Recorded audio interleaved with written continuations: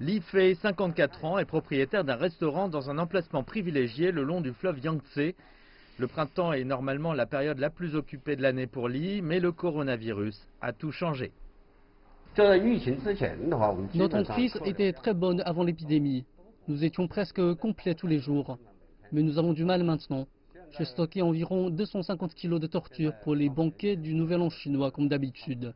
Mais nous avons dû fermer quand la ville est entrée en confinement et même après avoir donné la plupart des tortues, je mangeais toujours des tortues pour le dîner tous les jours. Que pouvais-je faire d'autre? Monsieur Li œuvre dans le secteur de la restauration depuis plus de 3 décennies.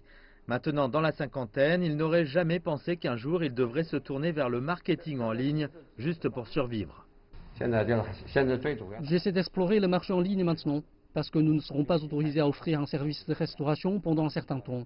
Et je ne sais pas combien de temps je devrais attendre. Je remercie Dieu si je peux survivre cette année, sans parler de faire de l'argent. La situation de Monsieur Li n'est pas rare. Il dit que beaucoup de ses amis qui sont dans le même secteur venaient de choisir d'abandonner.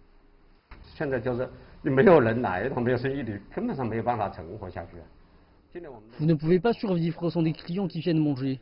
Au moins 40 des 100 des restaurants que je connais ont décidé de fermer définitivement leur entreprise. La plupart des gens étant contraints de rester à l'intérieur pendant l'épidémie, le secteur de la restauration est durement touché dans tout le pays. La restauration est la plus touchée par l'épidémie. Un de mes amis dirige un restaurant à Shanghai. Il a publié un moment sur WeChat disant qu'il refusait de renoncer à l'espoir avant de rouvrir l'entreprise.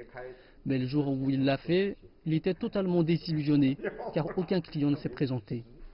Bien que les quartiers d'affaires de Wuhan aient progressivement repris leurs activités au cours de la semaine dernière, et la nouvelle que la fermeture de Wuhan sera officiellement levée le 8 avril apporte un nouvel espoir aux habitants de Wuhan.